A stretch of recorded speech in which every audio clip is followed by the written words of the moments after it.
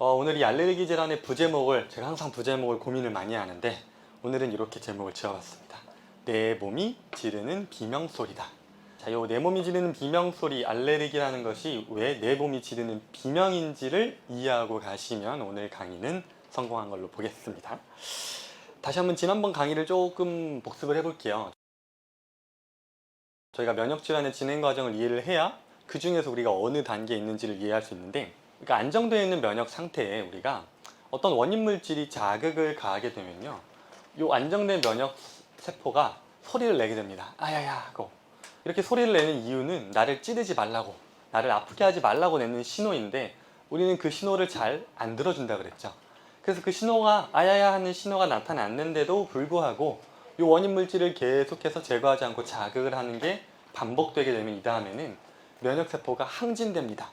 면역계가 하도 많이 맞다 보니까 이제 또 때릴 거야 라는 그 긴장감에 면역세포가 긴장해서 항진된 상태로 조금 때리려는 신용만 해도 민감하게 반응하는 몸 상태가 되는 걸 우리 면역 항진이라고 합니다. 그런데도 불구하고 이렇게 항진된 면역세포를 우리가 또 아직도 정신을 못 차리고 계속 괴롭혀요. 똑같이 원인 물질로 또 쿡쿡 찌르기 시작하면 이때는 이제 면역세포들이 포기를 하기 시작합니다. 면역 저하 상태. 면역력이 더 이상 반응을 안 하고 내가 아무리 소리치고 난리 쳐봤자 내 몸이 반응을 내 소리에 안 들어주니까 그냥 포기하는 상태가 되는 것을 면역 저하라고 합니다.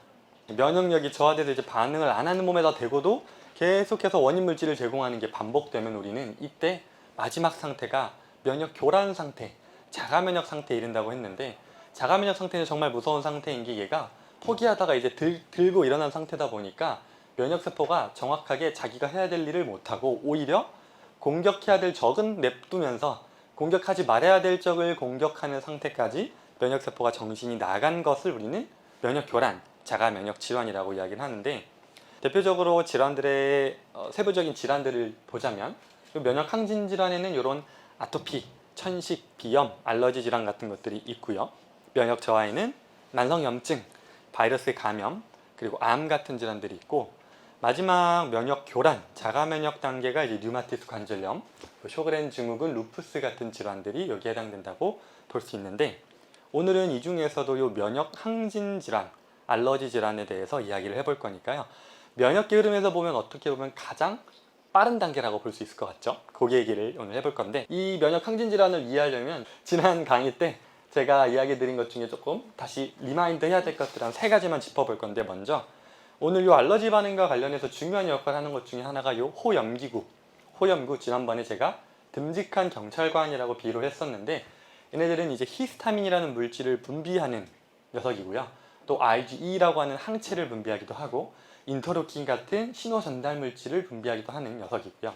두 번째로 보조 T세포, 어렵지만 제가 사령관이라고 비유했는데 얘는 무슨 역할을 하냐, 수지상세포 같은, 그러니까 정찰병들로부터 어떤 적을 공격해야 된다는 정보를 받고 나서 그 공격해야 될 적을 딱 지정을 해서 병사들한테 너는 쟤를 가서 공격해라 라고 지시를 하는 애라고 제가 말씀을 드렸는데, 얘가 오늘 이 알러지 질환에 상당히 중요한 역할을 하니까 잘 기억을 한번 리마인드 한번 해보시면 좋겠고요.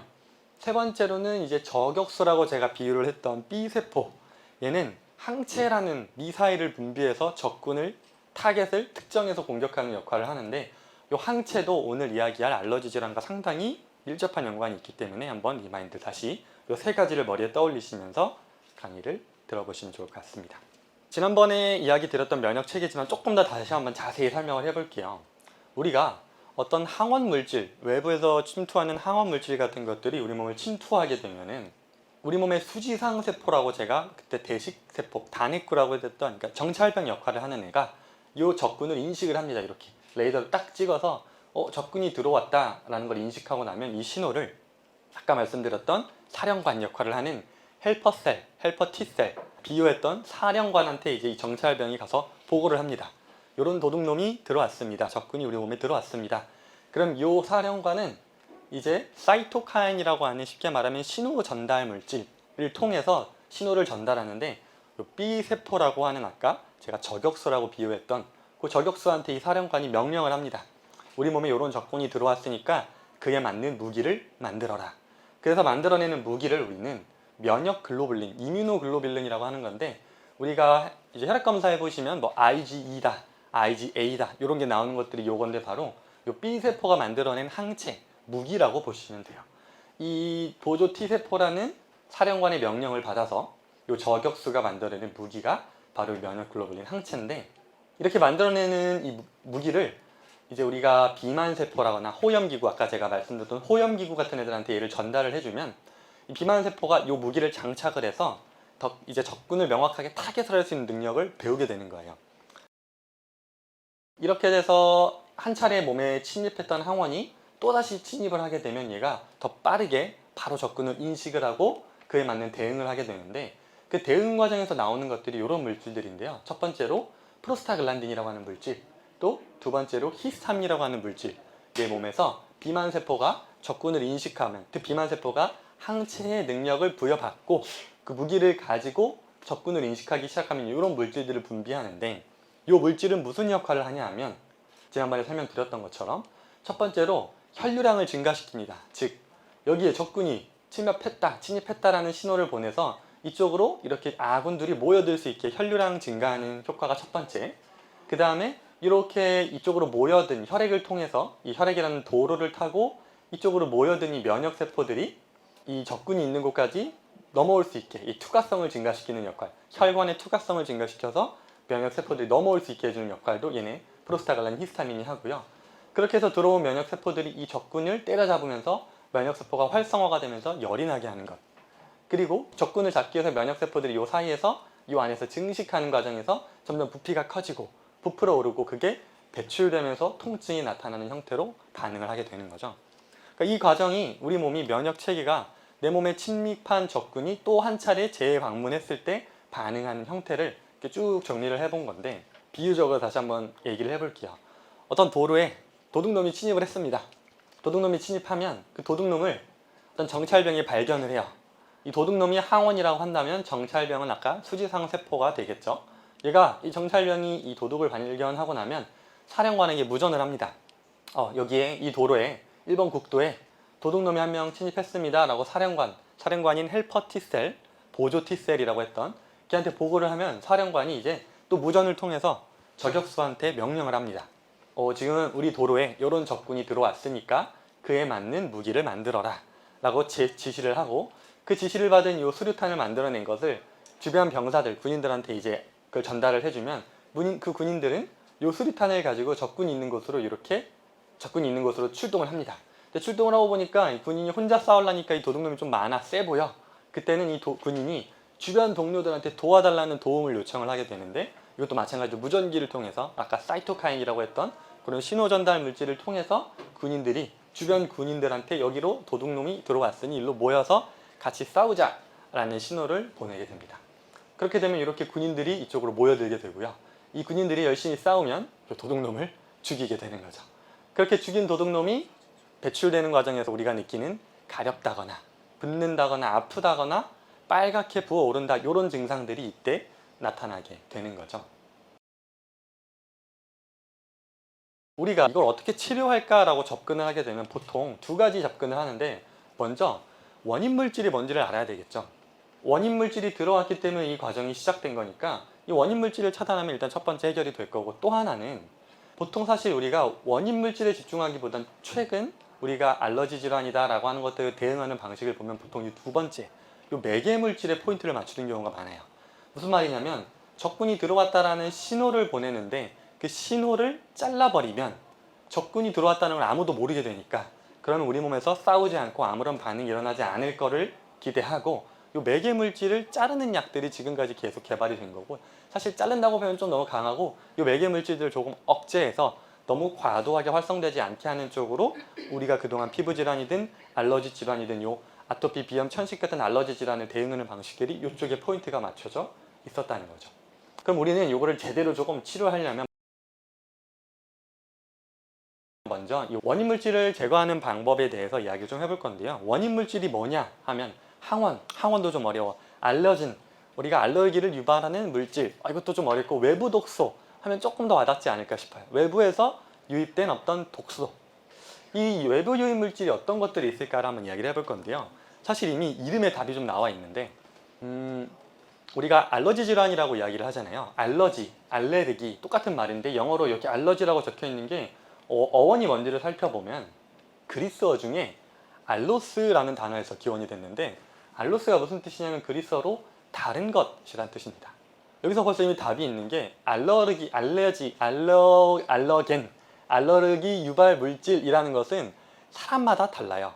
즉 다르다는 게 나와 다른 면역계의 핵심이었던 선별이랑 연결해서 나와 다른 것이 나한테는 알러지 유발 물질로 작용을 하는 건데 그래서 사실 가장 중요한 것들을 크게 나눠보자면 첫 번째는 제가 그래서 계속 강조하게 되는 유전체 타입에 맞지 않는 음식물 그 자체가 먼저 알러지 유발 물질로 작용을 하게 됩니다.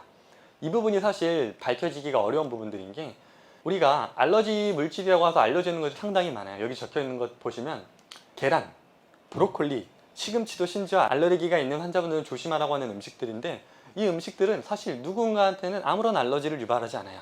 하지만 누군가한테는 엄청난 알러지를 유발하는 물질들인데 이것은 이 음식이 좋고 나빠서가 아니라 말 그대로 알로스 다른 것, 나와 다르기 때문에 나와 다른 물질이 누군가한테는 같은 음식인 거예요. 그러니까 나와 다르다는 거의 핵심을 잘 기억을 오늘 해보셨으면 좋겠고 두 번째는 그런 거 사람을 가릴 거 없이 모두에게 또 이것도 꽃가루나 뭐 찐득이, 먼지, 동물털 같은 것들도 마찬가지로 누군가한테는 이게 알러지 유발 물질로 작용하는가 하면 누군가한테는 이게 아무렇지도 않은 물질들일 수 있는 거고요. 세 번째로 바이러스나 화학물질, 중금속에 중독되는 뭐 수은이나 카드뮴이나 뭐 납 같은 것들이 그런데 이런 것들도 나한테 알러르기 유발 물질로 작용할 수 있는 거고요. 마지막이 음주와 담배와 특히 약물인데 이 약물 부분은 뒤에서 조금 더 자세히 한번 이야기를 해볼게요. 그래서 크게 보자면 나한테 외부 독소로 작용할 수 있는 요인들은 크게 이렇게 네 가지 정도가 있다고 보시면 될 것 같아요. 그렇다면 이런 외부에서 유입되는 원인 물질들이 어떤 경로를 통해서 한번 유입이 되는지를 좀 살펴볼 건데 주로 크게 세 가지 경로를 통해서 유입이 됩니다. 먼저 첫 번째로는 입이죠. 내가 입으로 먹는 음식물, 그 음식물이 입을 지나서 식도를 지나서 위, 장을 지나면서 원인 물질이 내 몸 안으로 들어올 수가 있겠고요.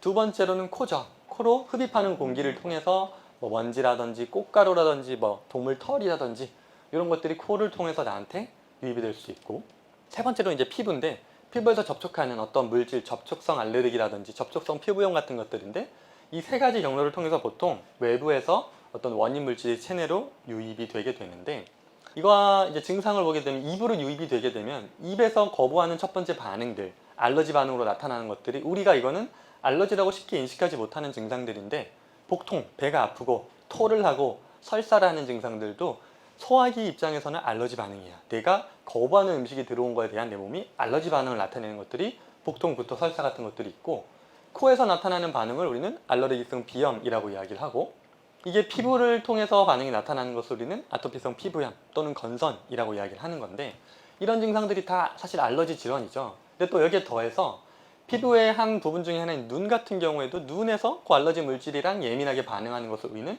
결막염이라고 이야기하고 이 코를 통해서 흡입된 알러지 물질이 기관지까지 지나서 이제 폐까지 도달하게 되면 이거를 천식, 기관지 확장증 같은 질환들도 마찬가지로 이 알러지 질환 중에 하나라고 이야기를 하게 되는 거죠.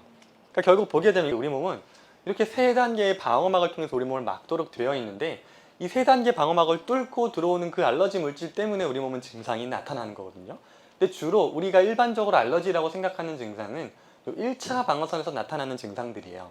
피부에서 나타나는 기계적 장벽이라고 하는 피부에서 나타나는 반응, 화학적 장벽, 눈물, 콧물 같은 점막을 통해서 나타나는 반응들, 그리고 반사작용, 기침하고 구토하고 설사하는 것들도 사실 반사작용이라고 볼 수 있는데 그런 것들만을 우리는 알러지 반응이라고 생각을 하는데 오늘 이야기할 부분은 이 다음 단계를 지나서 2차 방어선과 3차 방어선에 조금 더 포인트를 맞춘 이야기를 지금 하고 있는 건데 그러면 우리는 이제 이 외부 독소가 뭔지는 알았어요. 외부 독소라 함은 알러지, 나와 다른 것이 눈, 코, 입을 통해서 들어와서 내 몸을 자극하는 것을 외부 독소라고 했는데 사실 외부 독소뿐만 아니라 이 면역계를 자극하는 것 중에는 오히려 더 큰 것 중에 하나가 내부 독소인데 내부에서 발생하는 독소들도 마찬가지로 내 면역세포를 자극하게 되는데요. 그에 대한 얘기를 하려면 요거를 알아야 돼요.